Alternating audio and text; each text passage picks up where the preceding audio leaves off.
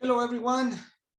I am sorry I cannot meet with you this Monday, April 4th. This is the class for Monday, April 4th. And as I mentioned on Friday, I won't be able to meet with you for the next, this session and the next couple of sessions because I'm going to be traveling.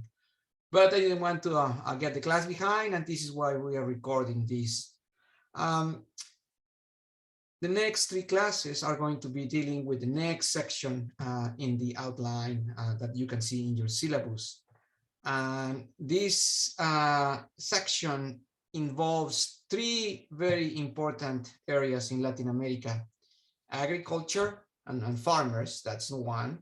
And then human resource development, the idea of investing in human capital, and labor markets. How do we employ all these people? So I'm going to try to make the case that these three elements are closely connected, so that you understand why we have to look at them at once, rather than totally isolated, that we have as we have been doing in other chapters, in other sections. I am not going to be able to stop now and ask for feedback, because obviously you are listening to me, but I cannot listen to you. So we'll have to wait for questions and reactions later, right?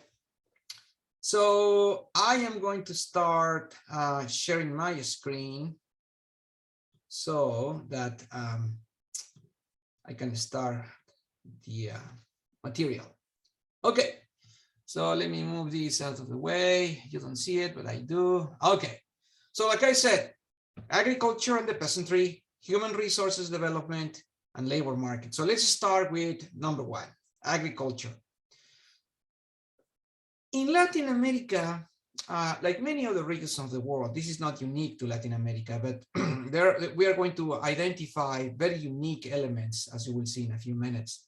Agriculture is a very complex and unique sector, right? So what are we talking about here? Well, in agriculture, you have a very highly connected set of markets for land, for labor, for capital, and technology, all of them interacting at the same time. So you need obviously the land to grow stuff, you need the labor, the farmers, you need the capital, irrigation, the tractor, and also the technology. It could be fertilizing, pesticides, or more, advanced biotechnology like genetically modified seeds.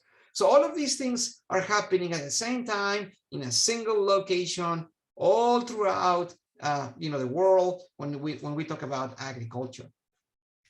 Now, on top of that, in the case of Latin America, and this is something that is unique to Latin America, I'm gonna scroll down just so that I can get to that part first. We have what we call a dualistic structure of production. Now, what does that mean? In Latin America, which is very unique, you have mainly two sets of farmers. Number one, you have what we call the small scale traditional peasant agriculture. So this is the type of producers that are very small, and as you can see here, they have no access to credit, no access to economies of scale.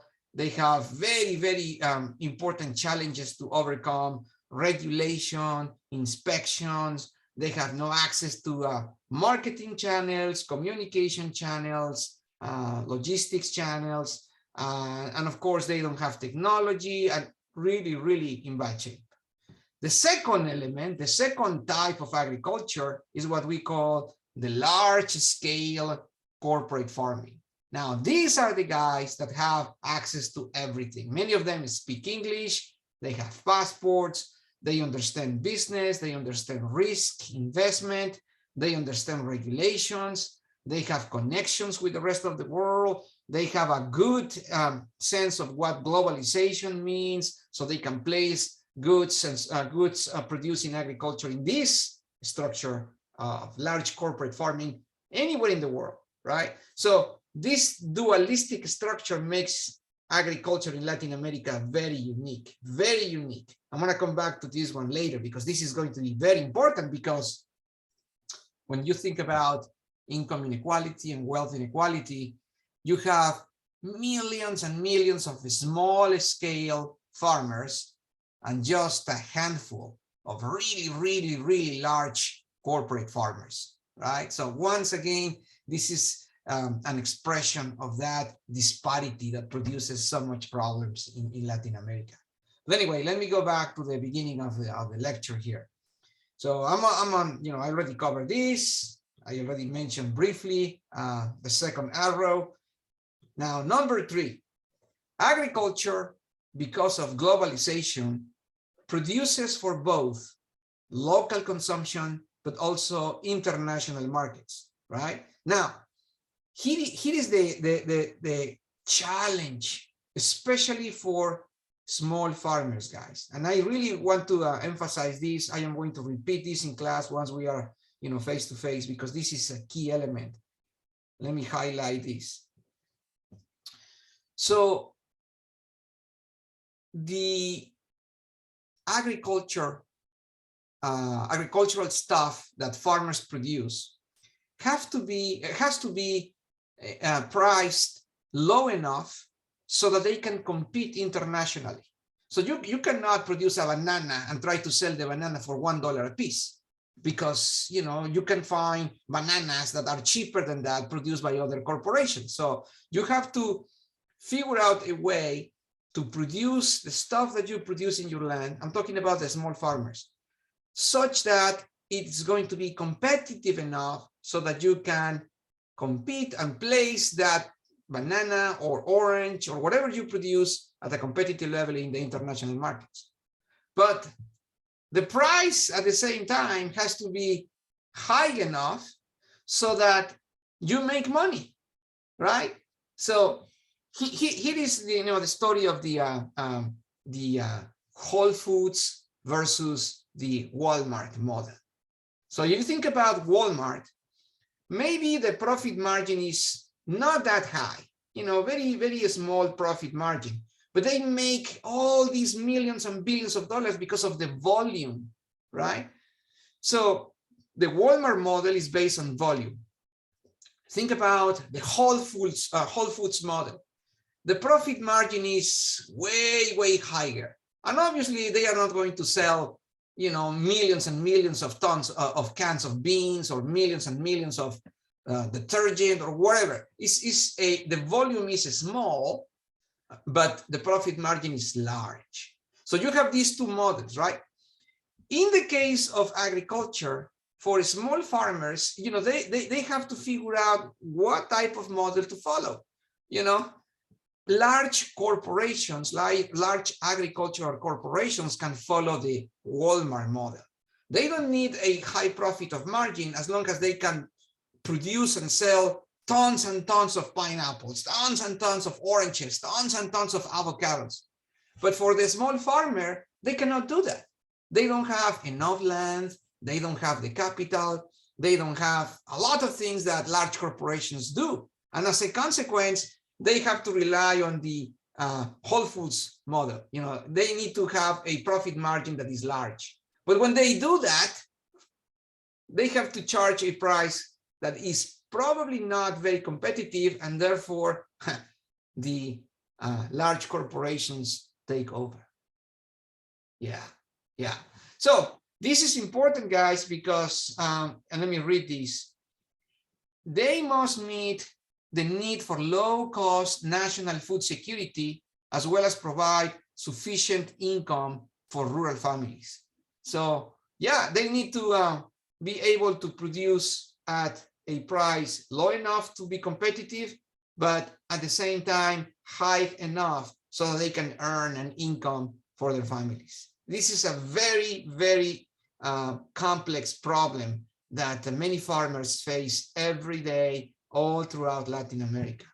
And again, this is just the introduction, guys. I'm just giving you the introduction of all the issues and all the problematic, the actors, and this is going to grow in complexity and hopefully attractive to you, intellectually challenging, stimulating, right? And again, this is also hopefully going to give you a glimpse to understand why so many farmers migrate from Mexico, Central America, and even South America. They move to other places like the US in search for better opportunities. Many of them are really having a rough time if they stay in the countryside. Now, in addition to that, agriculture, because remember, the whole model of the IMF and the World Bank is that the idea of Adam Smith and David Ricardo, a specialization and division of labor. You guys in Latin America have lots of raw materials. That's what you should be doing. So if you want to activate, you want to stimulate economic growth, you need to produce and export as many raw materials, primary goods as possible. And obviously, this is a challenge for Latin America because, like I said in class before, rich economies like the US, Japan, the European Union, Canada, we preach free trade. So we want the rest of the world to avoid subsidies, to eliminate tariffs, but we don't play by the same rules. So Latin American products face a huge amount of barriers, tariffs, and also we in the rich world are subsidizing our farmers. So here is this box on your on the readings on the lecture notes. This is kind of an old figure. I don't even remember where I got this from, but according to the World Bank, rich economies support their economy, their farmers, like we do here in the Valley, you know, through the Farm Bill, with $350 billion per year in subsidies, right? Now, when you put this into perspective, this is 7 times the amount rich countries spend in international aid. So many people see this and they say, okay, we are giving $1 with the left hand in aid, but we are taking $7 back in terms of, you know, subsidies, because they obviously the subsidy is given to the farmers, but the farmers translate that into profits because they can displace international competitors in Latin America or anywhere in the world. So once again, not a very good deal for farmers in Latin America. The Latin American governments do not have the capacity to provide this level of subsidy, this level of technical assistance, and obviously being forced by the IMF and the World Bank, they cannot establish the protective mechanisms that they use. Remember, during the import substitution industrialization time, they said, forget it, they're gone. Now we live in a free market world, free from government intervention, free from tariffs, free from subsidies. And yet the IMF, the World Bank, again, they cannot make the US and other rich economies follow the same rules. So if you put all these together, you know, there are significant distortions in international markets that produce huge challenges for farmers in Latin America. Tariffs, barriers, subsidies, exchange rate problems. Again, this is not an international econ class, but believe me, it's a big deal.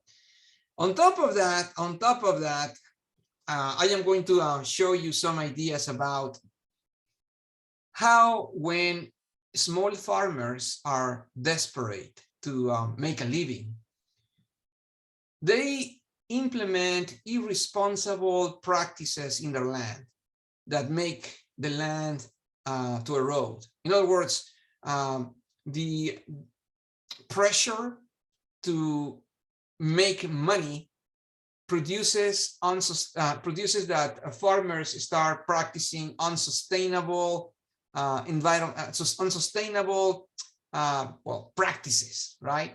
So they are planting things that so quickly that the land is not given enough time to replenish itself with the nutrients, or you know, the water they use is not very high quality, or they start throwing chemicals and things like that that are making the land less and less and less productive. Very unsustainable agricultural practices. And this is all because they face the pressure of the large corporate farmers. You know, they have the technology, the yield, the productivity that these guys have achieved is such that, you know, the small farmers are trying to compete with, but they are unable to. Yeah, yeah. Okay, so let's talk about Latin America in particular, because, you know, everything I've said so far pretty much applies to any country in the world. It's not just Latin America, with the exception of this dualistic structure. But, you know, agriculture in Asia, agriculture in Africa is suffering from the same problems. They are facing giants, the US, Japan, the Europeans, and they are dumping food into you know, these countries because of the subsidies and the tariffs. So that's not unique to Latin America. It's all over the world. But what is unique to Latin America is this snapshot. So agriculture, again, I am just focusing on this particular type of primary good. I'm not talking about mining or fishing or timber. It's just ag, right? They account for approximately 25% of the total amount of exports in Latin America. And this is just because, you know, Mexico is there. Remember, if you exclude Mexico, this is actually going to go higher. So it's a big deal. Again, 25%. So that doesn't account for any other, you know, primary goods, just ag. If you add all primary goods, this is way more than 50%. It's a lot, right? And yes, it is true. It is true that some countries, we talk about Chile in class, have been able to expand beyond the traditional crops, beyond sugar, beyond cocoa or bananas or coffee. They are adding fruits, vegetables, flowers. I think I mentioned in class that many of the flowers that we buy here are coming from Colombia, right? Nuts as well, oil. So they're very, very interesting success stories. However, unfortunately, these success stories are not being captured. Or, you know, the actors behind the stories are not small peasant farmers. No. These success stories are coming from large corporate farmers. And I mentioned this in class. You know, sometimes we think, oh, I'm going to buy a banana at the supermarket. I'm sure this is going to benefit some poor farmer in Costa Rica. I'm going to buy some mangoes for, you know, to help some people in Ecuador. Yes, you do help somebody, but it's not going to be the small peasant farmer. It's going to be a large corporation that figured out a way to grow mangoes, to grow papayas in Latin America, ship them over to the US, and that's where we eat, right? But as I will explain later, this is more complicated. Oh, and I think also in class previously I mentioned that Chile, for example, was able to figure out, well, it's not rocket science. Now, you know, in hindsight, it seems like a no-brainer, but it requires some vision to understand that the hemispheres have reverse seasons. So when we have a problem, when we are not in harvesting season here in the valley or in California or in the northern hemisphere, the southern one is. And this is why we have peaches and strawberries and grapes when we are not growing them here, because they're growing in the southern hemisphere. And Chile is the prime example for that. Yeah. So this box is what I was trying to explain. The expansion beyond the traditional stuff is really good, but this has been producing a cost to small farmers and the production of subsistence food for domestic consumption. So when a large corporate farm is growing, expanding, selling more, it's great, but all of this land is being used for the production of things that are not going to be consumed domestically. They are for exports, right? And on top of that, the more successful they are, the less ability for small farmers to keep up. So eventually, some of these large corporations are starting to take over the land, to buy land or to rent land. And then they employ the farmers that own the land in the same land that they own, working for the corporations for a salary. So they work for a company and they do not longer own the papaya or the mango, right? It's crazy. I mentioned before the story of Evo Morales and coca. This is a very interesting example because as you can see here, planting coca is easier than trying crop diversification and organic farming. Why is easier? Well, coca is very versatile and more lucrative. And I'm not talking about the, well, in case you don't know, coca is used to form the cocaine base. So this is why coca has such a bad reputation, because the same plant that can be used for cosmetics, for other, just to give an idea, farmers in Bolivia, they chew coca leaves. They start chewing coca leaves, and it's like the Starbucks coffee for us. So every morning you feel like, oh, I need my coffee, whatever. You go to Starbucks, you go to the kitchen, and then you drink your cup of coffee. Well, in Bolivia and in Peru sometimes too, what they do in the remote communities, indigenous communities, they chew the coca leaf because it has properties, calming properties, and other medicinal purposes, and other medicinal properties that are, the equivalent of a cup of coffee. But the point is that, by the way, so like I said, coca is also used for that purpose, but also to make makeup. You can go to a grocery store in Bolivia, and you can buy, for example, a coca granola bar. So yeah, you can buy granola bars made out of coca. They have a nutritional value, and actually they are good. Unfortunately, again, they have a really bad reputation because the same plant is used to make cocaine, right? But in Bolivia, they don't, well, the original coca growers didn't think about that. Now, it became a business later. Illegal cocaine became a business later when they discovered that had the properties of producing all these, effects on the human mind. But anyway, 80% of the coca is grown in Bolivia and Peru.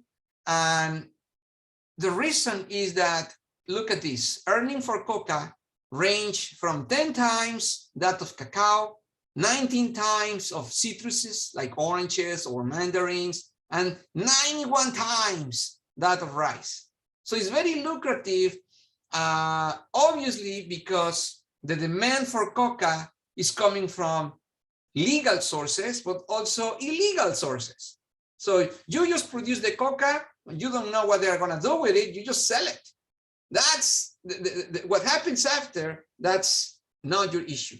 So obviously, it's a very it's very tempting to produce coca, and of course, for many people, this has been coca cultivation can be the difference, the margin between subsistence and a decent standard of living.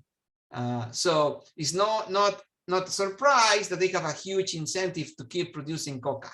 And again, this is the type of farmer that Evo Morales was, because now he's a politician, but he was a coca grower, the leader of the coca growers, and that's what, as I said in class the other day, propelled him to become the president of Bolivia, so that he had the resources to finance his campaign.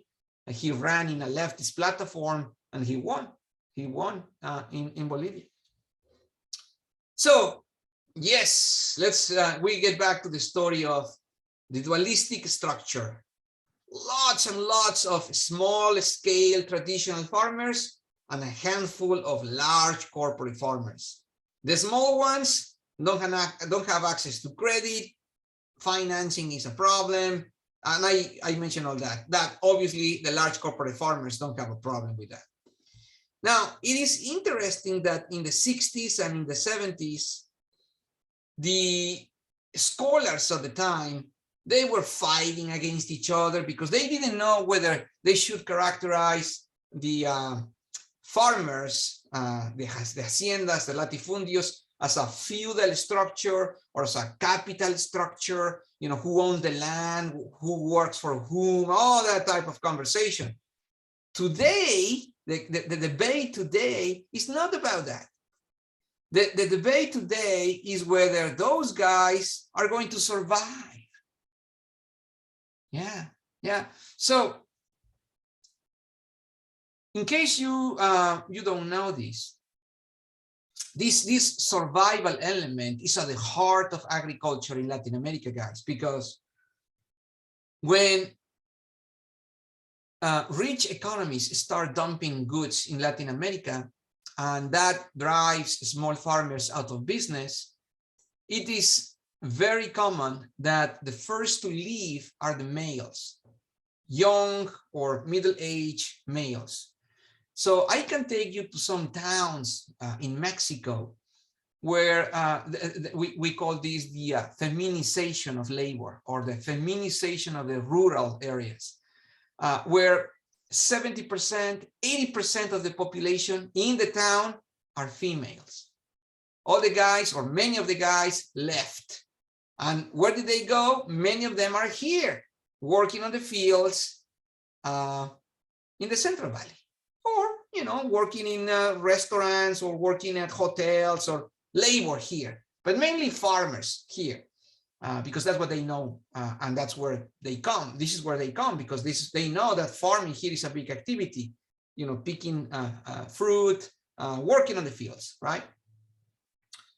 So yes, they do send the remittances that we talk about on Friday. But they are not around, and that produces a huge amount of tension within the household.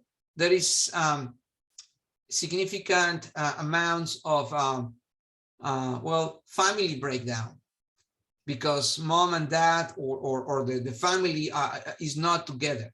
So many guys here have another woman, another family, or many female over there. Well, they are looking for somebody to. It's just the social breakdown can be very dramatic. It's not just about economics or politics. This goes to the actual social fabric, and is not a positive ingredient, guys. Yeah. So, like I said, the winners of all these, and this is a big business, an excellent business in Latin America, are the large multinational corporations that devote energy and resources to agro exports. Chiquita, Del Monte, and Dole, these three companies, American companies, capture just three, but there are many others, 25% of all non-traditional export production in Central America. So that's what I'm talking about. Pineapples, mangoes, oranges, papayas that we buy here, they are here because they are brought by any of these companies, any of these three companies, not sent over by small farmers in Latin America or Central America. And this power, market power, is being enhanced by the fact that these large corporations control biotechnology and genetic engineering. So they have access to the most recent elements regarding pesticides, fertilizers, genetically modified seeds, irrigation, all these new techniques that you can imagine. Well, they are within the reach of these guys, but totally out of the reach of the small ones. Yeah. And here's another problem. Since it is cheap, labor especially, it's cheap to produce stuff, it's cheap to produce food in Latin America, they are moving production or shifting production away from staple food for human consumption. So the large corporations are discovering that it's more profitable to produce, for example, soybeans and sorghum for animal feed than for humans. So think about that. So Mexican land, Latin American land that used to be used to produce corn and many other things to feed the Mexican or the Latin American population. Now that large corporations are taking over, they said, well, we could keep producing corn, but we produce corn in the US. It's cheaper, it's better. Forget it. Let's talk about using this land for feed the animals in the US, soybeans, sorghum, and many other things, right? So now less food is being produced in Latin American countries for human consumption, which puts once again the element of food security at the forefront of the conversation. And here's the kick.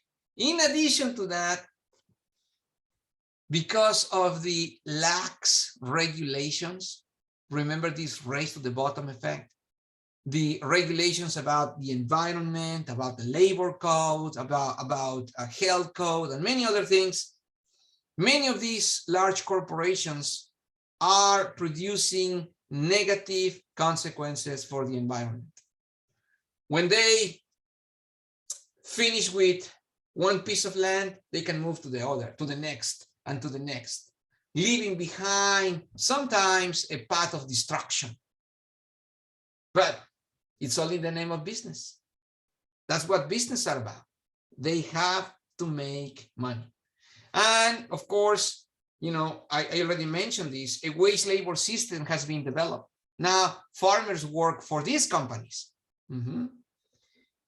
Capital and fertilizer are increasingly substituting labor. So this is the mechanization of labor that we talk about in class on Friday. And as a consequence, the share of agriculture, the share of labor force in agriculture is declining in most countries. So just to give you an idea, the amount of people employed in agriculture in the US is around 1% average. Obviously here in the Valley, Dinuba, Merced, Fresno, the average is around 15, 16%. And it's going down because mechanization is taking place here too. But obviously it's a lot higher. Well, in Latin America, it's roughly speaking 21%, but going down very quickly to mechanization, fertilizing, and many other new technologies are displacing farmers. So what do you think is going to happen to all of these guys? No education and no good prospects for labor.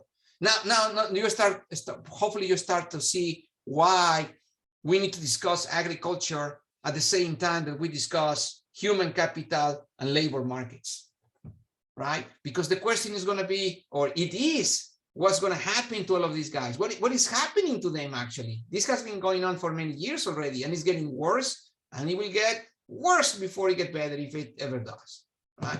Because we already talked about this. This implies a huge migration to urban centers, but also significant increases in productivity that are captured by large corporations. Now, you may be thinking, wait a minute, so what's happening with the IMF, the World Bank, what do they say? Well, remember that Latin America is in debt. They owe billions and billions of dollars to the IMF, the World Bank. So what they say is that, look, guys, you need to keep working the way you are because you need to generate the foreign exchange, euros, Japanese yens, dollars, to pay us back. You owe us money. We rescued you during the debt crisis of the 1980s. You switched the model. Now it's, quote unquote, harvesting time. Now you need to pay us back. Now, many challenges, guys.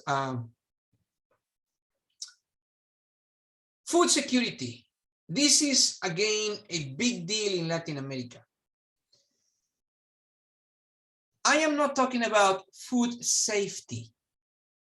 Food safety is, when you eat something that was not in good shape, so you get a tummy ache or you get sick or whatever. No, I'm not talking about that. I'm talking about food security. The ability of countries to produce enough food to feed their population. We talk about this in class. Mexico, for example, used to be a net exporter of corn. So Mexicans were able to produce enough corn to feed the Mexican population and sell the excess. But now Mexico is a net importer of corn because Mexicans in Mexico do not produce enough corn to feed the Mexican population. So now Mexicans have to rely on US imports of corn. Now, why is this a big deal? Well, I'm using the corn example because it's a very good one to illustrate this point. Corn is a Mexican food staple in the diet of the Mexican people. And we talk about this in class: tacos, tamales, tortillas, vitamin T, we joke, right? Can you imagine if one of these days, for some reason, the US said, well, you know what, guys, we don't like your politics, or people in Mexico elect a president that is not friendly to the US, or they simply want to punish, let's say, Mexicans because they are letting terrorists or they are letting drugs get into the US, and they said, no corn for you. We are not going to sell corn to you. Like, what? What are you talking about? Well, no corn for you. Now Mexico will be in troubles because they wouldn't be able to meet the corn needs of the population now that the US is punishing Mexico, right? This is terrible. This is terrible. But the same happens with other things: beans, rice, or in other countries, other things as well, fruits, vegetables, and so forth, right? This table right here is just labor force employment in agriculture. And again, this is just to give an idea of how rural these countries are. So for example, let's look at Bolivia. In 1999, almost 50% of the population was involved in ag, almost 50%. Guatemala, 50.6. And of course, you have the other extremes. I'm looking at Mexico, for example, here, 21. This table doesn't show the average, but I would say right now it's around 21, 22%, which is pretty high, but going down. In terms of the value produced in ag, well, again, these are old numbers, but the reason I show these old numbers is because I want you to see what happened right after the debt crisis during the imposition of the neoliberal policies. So this is the value, the market value of agriculture in US dollars. So you can see clearly that Brazil and Mexico are by far the largest, but Brazil especially in ag is just the king or the queen, however you want to see it. And but other countries made significant contributions as well. Now, man, I wish I could stop and get some reactions, but anyway, sorry guys. We'll talk about this later. I think I'm gonna finish before the 50 minutes because it's just too much. But anyway, let me finish this page. So the additional problem for ag and farmers in Latin America is that, and we are going to talk about this later as well, is that they lack, let me go here. They lack access to roads, and of course, large corporations don't have that problem. They build their own. Water, electricity, communication, and of course, the farmers need schools, health, hospitals, and of course, the technology. it has been seen, and this is why I'm showing this, that in some cases, when they misuse or they are given, I think I talked to you about the Nemagon case, right, in Nicaragua. Irresponsible US, European corporations are using chemicals and are using fertilizers and are using all these old technologies in Latin America because the regulations are so lax that it has been seen many cases of food poisoning, DDT in breast milk. I don't know if you remember that DDT is a very powerful pesticide. Well, you spray and then we eat. Actually, babies can be drinking that stuff from their mothers now. So it's just really terrible what's going on there, guys. And again, unfortunately, you know, when people travel to Mexico, they go to the main cities. You know, they go to the travel destinations. They go to Cancun, they go to Cabo, they go to Acapulco, they go to other Latin American countries. They go to, I don't know, in Peru, they go to Machu Picchu, you know, to look at the Incas, or they go to Guatemala to see the Maya ruins. And that's great. I'm not saying that's wrong, but the problem is that they don't see what is truly happening in the country, especially in the rural areas, right? Finally, let me finish with this. Women. Think about this. The males leave because they are unemployed. And then the females have to figure out a way to survive, in addition to the remittances that sometimes may or may not receive from their husbands that move away to work here in the US, or they are doing some extra legal or illegal activity, who knows? The point is that it is very common that these large corporate farmers employ predominantly female labor forces. They tend to be more readily available for work, and they are willing to work for lower wages, and they complain less. And they are available because there are lots of them in small towns, right? So this produces an increase in the disparity between, you know, gender wage disparities, because males, like many other countries in the world, including these, are making more money than females for equal occupations. But this particular phenomenon of large corporations employing female labor just magnifies this problem significantly. And of course they say, well, at least we're giving them jobs, you know, otherwise they will be unemployed. And that's the case they make here. Let's see, let me stop. You know, I have no idea of the time. I forgot to check my clock, but probably we have been, what, 40-45 minutes. I don't know, maybe less. That's okay. I'm gonna stop here, guys. However, please watch the video. Actually, let me show you this really quick. I want you guys to share, to look at the video that is on the Canvas page. How do I show you this?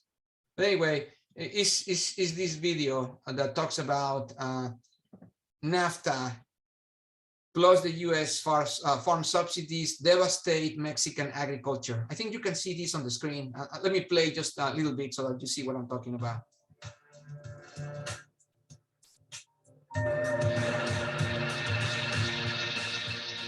Welcome to the Real News Network. I'm Paul Jay at Tufts University in Boston. As we discussed in an earlier segment in the immigration debate, not a heck of a lot gets discussed about why the Mexican economy is in such lousy shape. Now joining us to talk about the role of American agribusiness in the Mexican economy is Timothy Wise. He's director of the Research and Policy Program at the Global Development and Environment Institute at Tufts University. So anyway, please take a look at this video. It's like 10 minutes long. Timothy Wise is considered an authority in agricultural stuff around the world, and he does a lot of work in Mexico and Latin America, but he works all throughout the world, the developing world. And you will see, I mean, he has a very compelling argument to explain and to make us understand what's happening in Latin American agriculture, particularly Mexico in this case. So part of this, part of today's lecture, please check this out, and I will see you again in the next video for Wednesday. So thank you, everyone. Talk to you later.